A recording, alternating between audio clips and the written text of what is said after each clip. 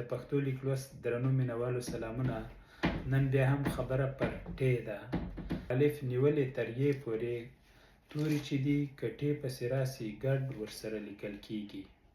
الف چې مخکې راته نه لیکل کېده، خو الف چې ټې نه شاته راسي ورسره لیکل کیږي، لکه ټال.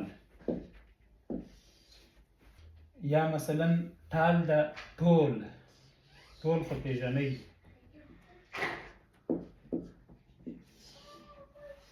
ټکول،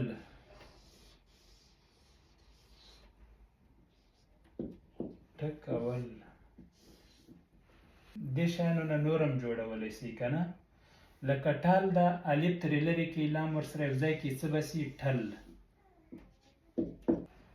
یا ټول ده، ټول نه ټولول جوړ کړئ، ټولول. یعنې دغه یو توری زیاتول کمول څه کوي؟ کلمه ورسره بدلوي. ګوره ټکول دي، نور څه ترې لرې کړي، یو ټې او کا پرېږدي، یا څه شی سو؟ ټک. ټک چې ده د ټوپک اواز ته وایي.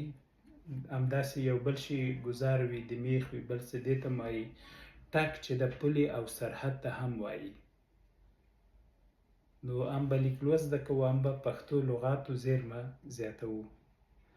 بله ویډیو کې به موږ او تاسو لیک لوست لرو. ښه وخت.